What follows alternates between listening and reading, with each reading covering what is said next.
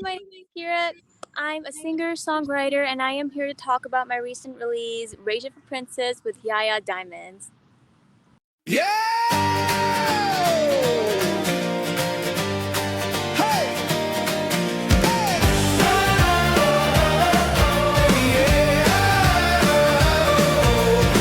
Yaya Diamonds, dream chasers, we won't wait. Subscribe today before it's too late. Inspiration flowing just like the breeze. Chase your dreams and feel at ease. Be good.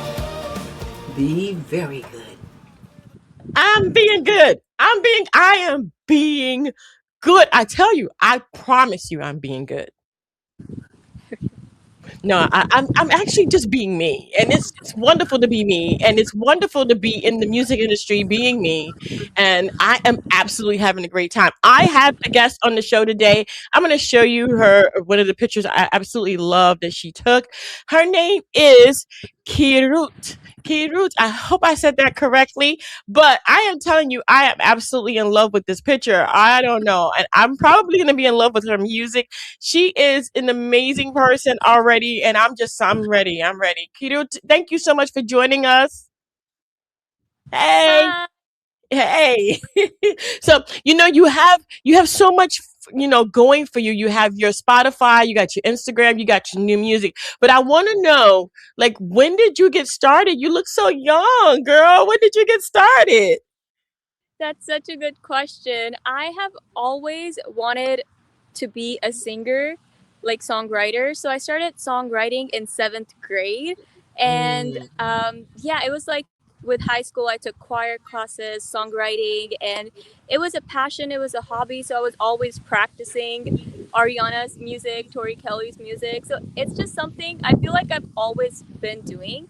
And music has just always been a part of my life, even I want to say when I was like probably in my mom's womb. So I've always been a music fanatic for sure. Oh, that is so good. Music doesn't make sense, darling. It doesn't. It doesn't make sense. It's like, okay, you do it, but you know that this is a long haul thing and it's something for you. If it makes it big, great, but it has to be 100% just because you want to do this. What is it for you? Like, do you see yourself getting bigger or are you just doing it? And if it happens that it does get big, that's great. Which one are you? I think I am someone who can only share herself and express herself through music. So it's not even my choice at this point to like Mm. be able to not make songs. It just happens. So it's just who I am at this point, and I definitely do it for myself to let out and share my stories. But if it takes off one day, like that would be great. And I definitely think that's something I can handle. So I think it's a little bit of both, but mostly doing this for myself. 120%. Do it for yourself. Music is not something, especially nowadays, when there's really no like financial security in music, unless you Yeah. really get like something on like a sync license or a video game license or something, you really Right. are not making a lot of money with this. But it has to be something for you. And I 120% agree with you. And I'm just going to go ahead and go to your Spotify really quick because you do have Rage of a Princess. Tell me how did this come about? So before that, I was in the studio recording one of my first ever songs that I ever wrote. And I was just a child at that time. So it meant a lot to me. It was a great deal to go and record it. But I just realized that I'm a learner and I'm new to like recording sessions and everything. So I wanted to make like a practice record where I get to sort of Ah, practice. And the funny story is I'm trying to think of what would I want to write about because I don't want to touch the songs that I love because I want to do a really good job on them and be really good by that mhm. time. So I was like, okay, what's it gonna be about? And for some reason I kept thinking about like the topic being betrayal, and I didn't like that. I didn't want my music to be about something I haven't really experienced. So I was like, I'm gonna make it in a way like the opposite, which is gonna be being in a really happily ever after healthy relationship, finding the love of your life. type of thing. But it's hard to write about happily ever afters because like it's great. Like how can I write 10 songs about it? So there was that challenge to it too. So it felt like this will help me hone my craft of songwriting as well as like recording in the studio and just producing songs and all the aspects of it. So that's how it came to be. And Nice. the visuals are done in a like a rage room. So the Oh, the visuals are almost like, you know, when we get super excited and I'm celebrating, but in a rage room, almost like you'd go in there to heal, but like let out anger, except you're super happy. So I thought like that contrast and the name like Rage of a Princess, like I feel like yeah. wow. Once you I've listen, never. Go ahead. I've never been in a rage room. Never been in a rage room. I've had rage, but I've never been in a rage room. What's in a rage? Like, if you could describe what's in a rage room for you at this moment in time, like for this album, what would be in the rage room? Rage room with you?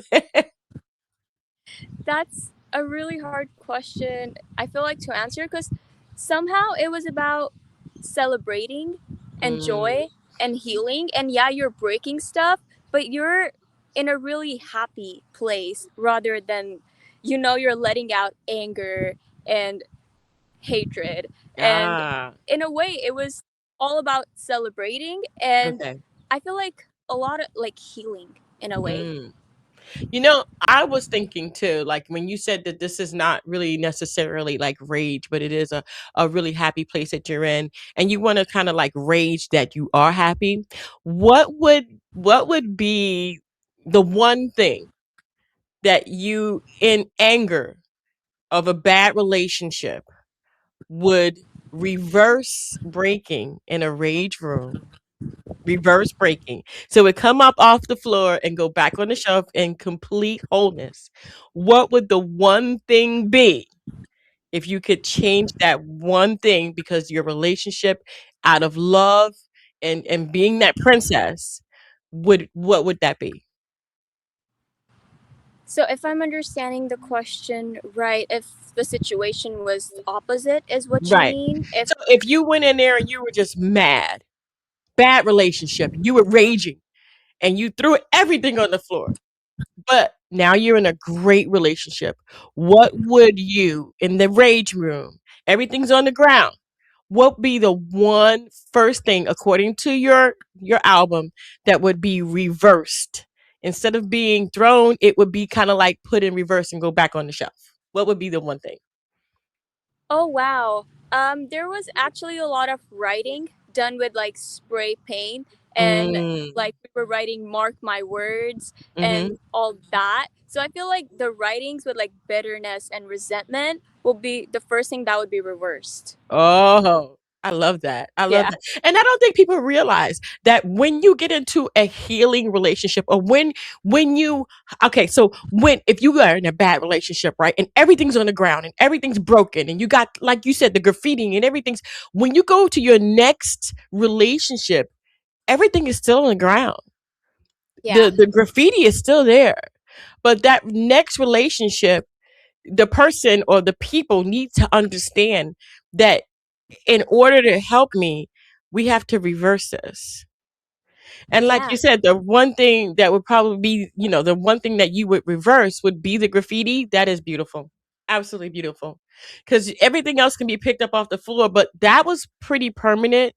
It couldn't be swept under the rug. It couldn't be picked up and thrown into the trash. It was there. That's beautiful. That's beautiful. What's your favorite song out of this completion? I know that this was kind of like a practice, but practice runs are great. I absolutely never thought of doing a practice run. I don't know. You're just smarter than me. It's actually the song Rage. I believe it's the seventh one on the album. And that one sort of talks about a little bit of that lingering fear of what if all of this is like, I will be betrayed, or this isn't real, or this can be taken away from me. And I feel like when we Mm, love something and cherish something, that fear is always there. And I think it's one of my most vulnerable songs. So Mm. that one.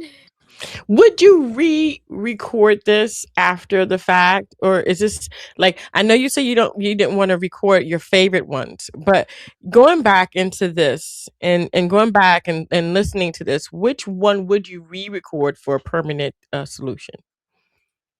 Oh, wow. That's a hard question to answer. Wow.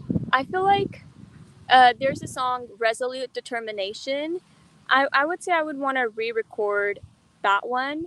Um, yeah, but honestly, it's more of like my tone. I want it to not be as light and airy as it was, and I just want to do a different take on that song. I got you. I got you.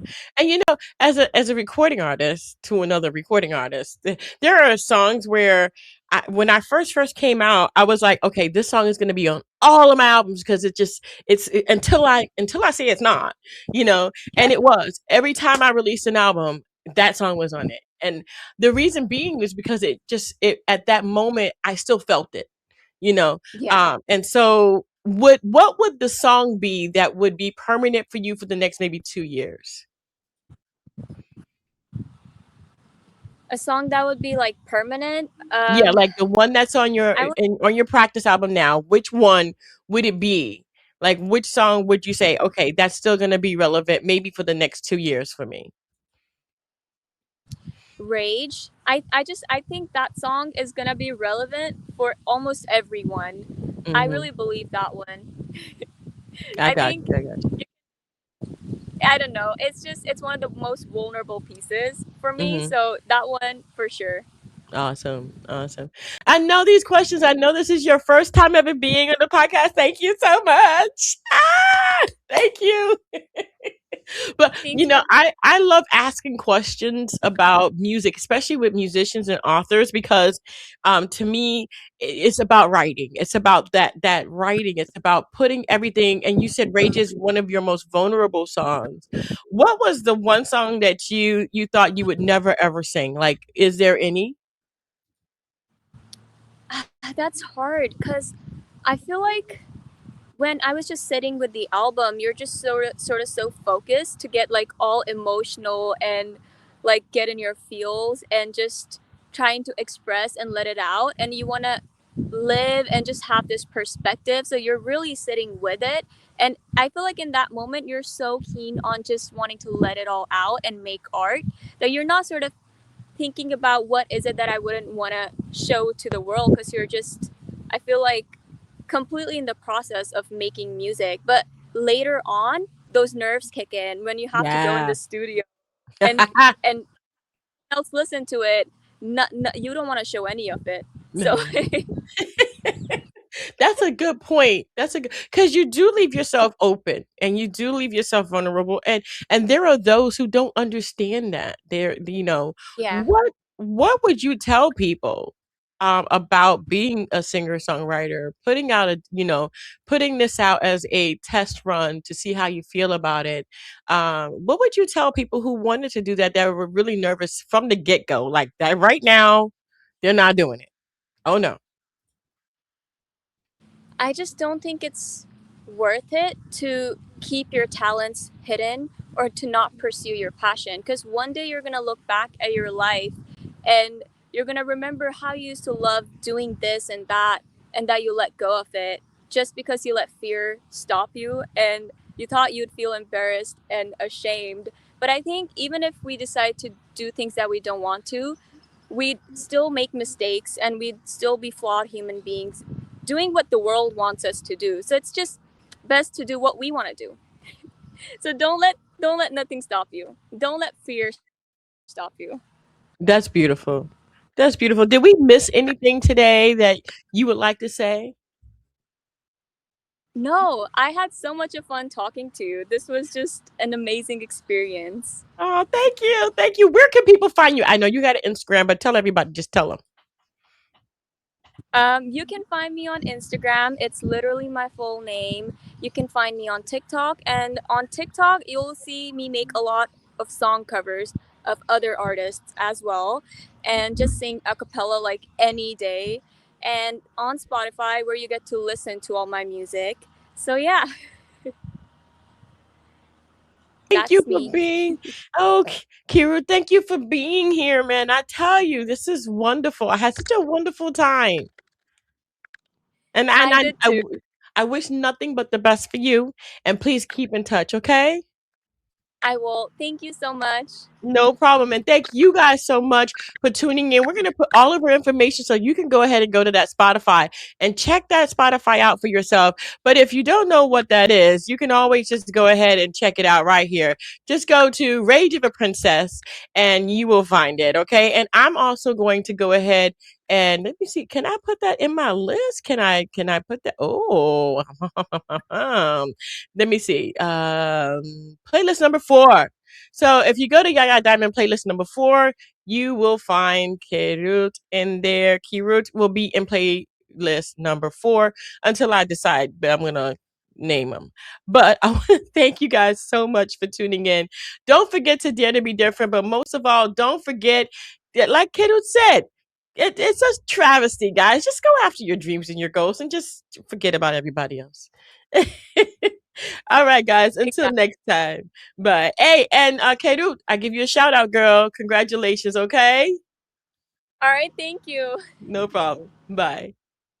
Your effort shines brighter than the stars, lighting up the top no matter how far. Da da da da da da. Thank you for watching.